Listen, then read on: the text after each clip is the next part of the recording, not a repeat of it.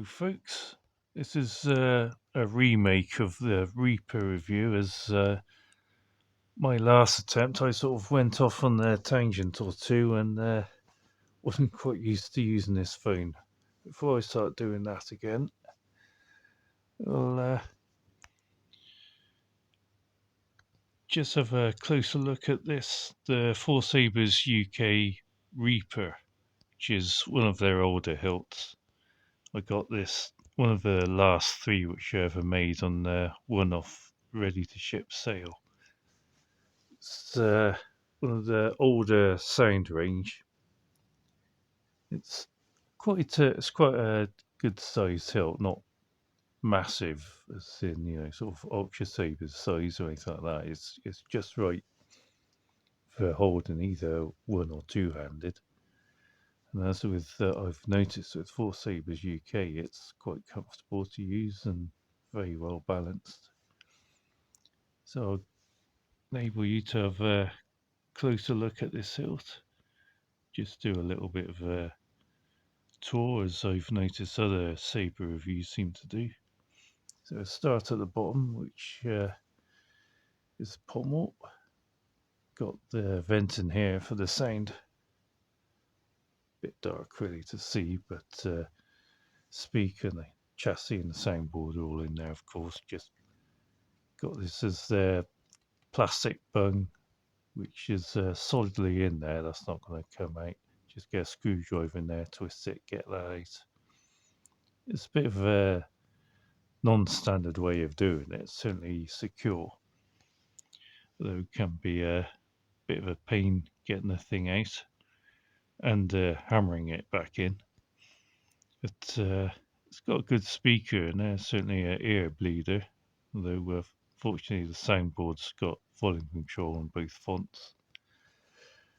It's either way, it's a nice look with the aluminium central core here and the plastic detailing, quite firm plastic. Got the dowel ring, I think, or was it a dowel ring? It's the dangly clip anyway. D-ring, that's it, yeah, D-ring. Yeah, not usually a fan of these, as I'm not someone who likes things flapping around a lightsaber, although the way ForcesabersUK do theirs, they're quite sort of in there, they're there, they stay put, they don't go flapping around and they're not oversized, so yeah, I like these ones. The central part, the handle or hilt, this is some nice detailing on the plastic level. The plastic itself gives a nice grip, and with the pattern cut into it, which gives it a nice texture, a nice look too, kind of really gives the saber character and adds to the grippiness of the actual hilt. We've got a switch box here. It's a nice slimline kind of control box, not a big clunky thing like you get on the Obi-Wan or Luke Skywalker hilt. This is more sort of subtle. It's not going to dig into your hand or get in the way really. It's just right. Everything's all rounded and chamfered off. And on here, of course, you got a recharge port and AV switch, non-illuminated, and quite nicely placed to operate when they're using it. And we just get up to the emitter, which is slanted emitter. It's one of the slanted ones with a kind of a split fork top, similar to the gold beater, which I reviewed sometime earlier. And they also make their own blades, or used to. I'm not sure if they still do on newer ones. This is a 30-inch, 32 inch, I think, and pointed tip, which is looks quite good actually, kind of a frosted look on there. Lights up quite well. Normally I have the opaque blades for the in hilts, but this one comes through quite well. As you can see,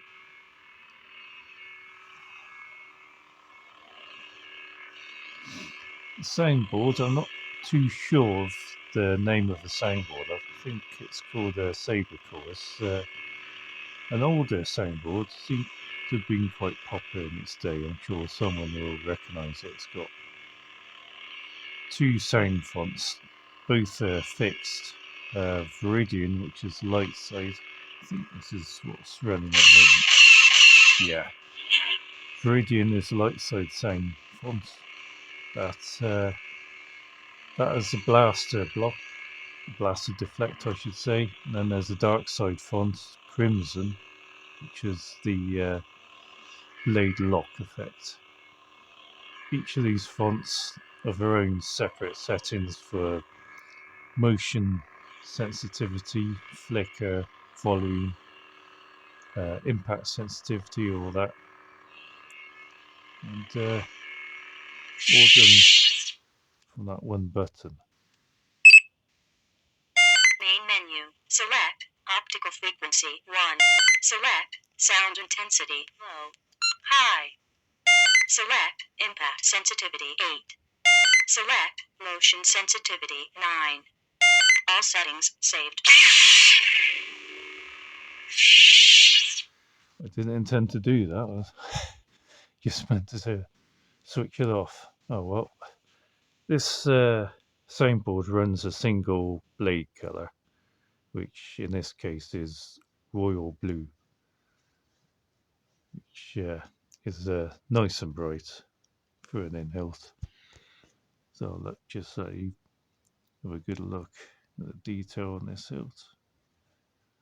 Just turn it around slowly on. Hopefully see the pattern cut into the plastic. Whether it's coming through right, I won't know until I do the editing. The blade fixing screw is right there. That's using the standard size hex key for that. So if I can get the dark side. Main menu. Select optical frequency 1. Tell you what, there's a short which shows off the sound fonts. There's just two of them, so I'll let you just see that. That's on my channel page. Quite easy to find. So I think that's everything I've got on this. It's my second ForcesabersUK saber. Again, it's one of the older ones which has been discontinued. And yeah, I'm quite pleased with ForcesabersUK, a very good company. They've certainly been producing a lot of newer hilts. And of course, they've introduced new Pixel and newer Dark Wolf in hilts, RGB soundboards as well. I think they're discontinuing their budget stunt saber line as of filming, so I'd recommend you get over there and buy one pretty soon if you're intending on getting one of those. I've got one of those on order, and I've got the Excalibur I reviewed earlier. Anyway, that's definitely everything I've got to say. Hopefully this version of this video comes through better than the old one did, and I've made sure not to go off on a tangent this time. So I'll see you on the next one. So long for now.